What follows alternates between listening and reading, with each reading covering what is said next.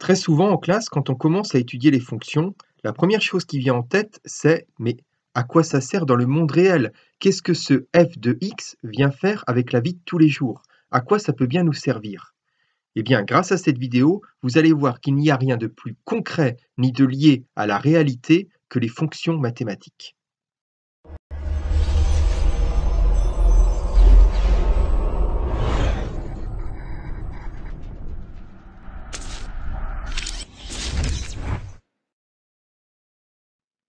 Il est possible de modéliser la plupart des phénomènes que nous observons par des fonctions mathématiques.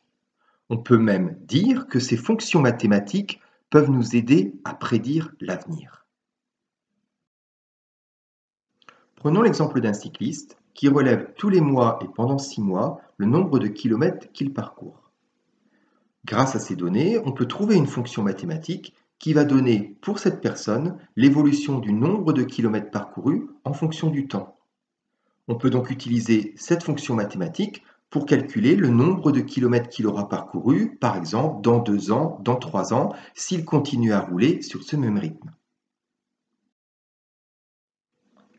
De la même façon, en médecine, on utilise beaucoup les fonctions mathématiques pour connaître l'évolution de l'assimilation des substances actives des médicaments dans le corps humain.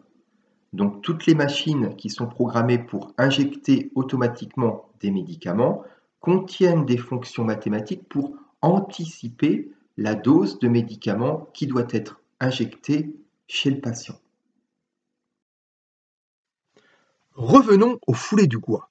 Mais au fait, le Gois, c'est quoi? Le Gois, c'est une route submersible qui relie le continent à l'île de Noirmoutier. Et au fil des marées, l'eau de mer couvre et découvre cette route. Les foulées du Gois est une course qui se déroule de la façon suivante. 2 heures après la basse mer, on lance le top départ de la course. Donc l'eau est en train de monter sur la chaussée lorsque les sportifs s'élancent.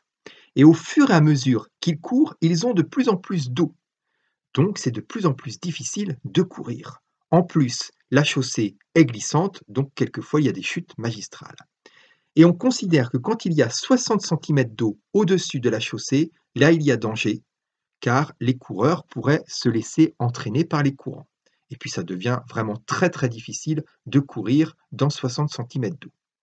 Vous l'avez compris, le principe, il faut arriver le premier de l'autre côté, et bien sûr, il faut arriver avant d'avoir 60 cm d'eau sur la chaussée.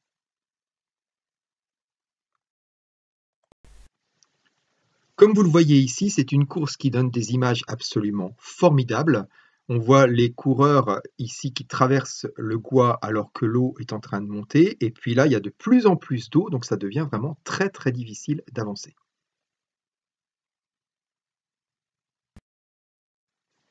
La marée est un phénomène cyclique, c'est-à-dire que l'eau monte, lorsqu'elle est au plus haut, c'est la marée haute ou la haute mer, ensuite l'eau redescend, elle se retire, quand on est au plus bas, c'est la marée basse ou la basse mer, etc., etc. C'est bien compliqué de trouver une fonction mathématique simple, surtout en classe de seconde, qui permet de décrire l'évolution de la hauteur de l'eau à partir de la chaussée du Gois. Mais si on observe cette courbe, on se rend compte qu'en isolant une partie, on peut peut-être trouver une courbe simple. Et on se rend compte, par exemple, que si on isole le comportement de la hauteur de l'eau à partir de la chaussée du Gois entre 10 heures du matin et 16 heures de l'après-midi, eh bien, la courbe ici, bleue avec des points rouges, elle fait penser à une fonction simple en maths qui est un polynôme de degré 2. Je vous passe les détails, mais grâce à un ordinateur, on a réussi à trouver une formule qui donne la hauteur d'eau à partir de la chaussée du Gois entre 10 heures et 16 heures de l'après-midi, le jour de la course. Et la formule est la suivante. Le t, ici en vert, c'est ce que l'on appelle une variable, c'est l'heure de la journée donc comprise entre 10 heures et 16 heures. Par exemple, si on veut connaître la hauteur d'eau à 16 heures, il suffit de remplacer T par 16.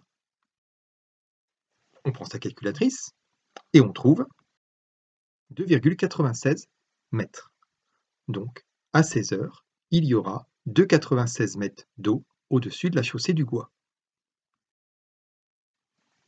Bon, vous comprenez bien que ce n'est pas à ce moment-là que les coureurs vont traverser, ou alors il faut qu'ils prennent un masque et un tuba. Puisque notre formule n'était valable qu'entre 10 heures et 16 heures, on va dire que la fonction n'est définie que sur l'intervalle 10-16, c'est-à-dire pour des valeurs qui seront comprises entre 10 et 16. Et puis, nous, hauteur d'eau, on va noter ça f de t, car effectivement, c'est un nombre qu'on va calculer à partir de t, notre variable, t étant l'heure de la journée. Ce qui peut aussi troubler en maths, c'est qu'on ne va pas utiliser des noms de variables explicites. Effectivement, t, ça faisait penser à temps, donc à heure, mais en maths, au lieu d'utiliser t, souvent on utilise x. X, c'est pour dire un nombre variable. Grâce à cette formule, si on veut calculer la hauteur d'eau à 10 heures du matin, on remplace x par 10, on va trouver 0,8. Il y a donc 80 cm d'eau au-dessus de la chaussée du Gois à 10 heures du matin. À 14 heures, on trouve moins 0,64. Alors pourquoi moins? Eh bien parce que comme le niveau de référence, c'est la chaussée du Gois, ça veut dire qu'on est 64 cm en dessous de la chaussée du Gois pour le niveau de l'eau. Donc ça fait un nombre négatif. Il est donc possible très facilement de calculer des valeurs de f de x en faisant varier x dans l'intervalle de définition de la fonction entre 10 et 16. Donc on peut calculer la valeur de f de x pour x égale 16, x égale 10,5, ce qui veut dire 10h30, x égale 11, etc. Et reporter toutes ces valeurs de f de x dans un graphique avec f de x pour l'axe des ordonnées et x pour l'axe des abscisses. Et si on veut voir graphiquement, par exemple, comment est-ce que l'on trouve la valeur de la hauteur de l'eau sur la chaussée du Gois à 16 heures, on se met en x égale 16 et on va regarder quelle est l'image de ce 16 par cette fonction.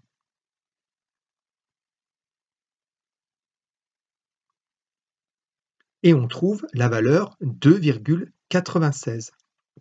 Donc, à 16 heures, il y aura 2,96 mètres d'eau au-dessus de la chaussée du Gois, comme on l'avait trouvé précédemment en utilisant une calculatrice et en remplaçant x par 16. Là, on voit la valeur de la hauteur d'eau à 16 heures. Graphiquement, on la détermine cette hauteur graphiquement à partir de la courbe représentative de cette fonction. Si vous avez du mal à voir ce qu'est un intervalle de définition d'une fonction, vous pouvez visualiser ces deux zones jaunes ici. On avait vu que ce f de x n'avait un sens que si on mettait x compris entre 10 heures et 16 heures. Effectivement, si on fait x égale 20 et qu'on prend une calculatrice, la valeur du f de x que l'on va trouver ne va absolument pas donner la hauteur d'eau sur le Gois. Donc ça veut dire que notre fonction, elle n'a pas de sens pour tous les nombres. Elle a du sens, elle ne peut exister que pour x compris entre 10 et 16. C'est ça, un intervalle de définition d'une fonction. L'eau sur le Gois atteindra un maximum d'environ 3 mètres. Donc c'est ici le maximum de la fonction f de x. Et à quelle heure aura-t-on ce maximum d'eau? Eh bien, c'est la valeur de x correspondante. C'est à 16 heures. De même, la valeur la plus basse de f de x, c'est ce que l'on appelle le minimum de la fonction. Il se lira ici. On voit qu'il vaut moins 1,5, c'est-à-dire que au plus bas, l'eau sera 1,5 m en dessous de la chaussée du Gois. Et pour savoir à quelle heure aura lieu ce phénomène, Eh bien, on va lire l'antécédent de ce moins 1,5 par la fonction. Et où est-ce qu'on va lire l'antécédent de ce moins 1,5? Eh bien, sur l'axe x. Et ici, c'est 12,5. Donc, l'analyse de la courbe représentative de cette fonction permet d'affirmer que la basse mère aura lieu à 12h30. Puisque le top départ de la course est lancé 2 heures après la basse mère, eh bien le top départ de la course devra être lancé à 14h30. Maintenant, pendant combien de temps les coureurs pourront-ils courir sur le Gois sans danger? Comme on vous a dit au départ que l'eau ne devait pas dépasser 60 cm, c'est-à-dire 0,6 mètres, eh bien c'est cette valeur-là que l'on va lire sur l'axe Y. Et on va regarder quel x correspond à cette valeur de f de x. On voit donc que ce phénomène apparaîtra pour x égale 15, c'est-à-dire vers 15 heures. Donc à 15 heures, il faudra forcément que les coureurs soient arrivés de l'autre côté. Si on analyse la courbe représentative, on voit aussi qu'entre 10 et 12,5, lorsque les x augmentent, les f de x diminuent. La fonction est donc décroissante sur l'intervalle 10-12,5. Ensuite, on atteint un minimum. Puis, sur l'intervalle 12,5-16, lorsque les x augmentent, les f de x augmentent. La fonction est donc croissante.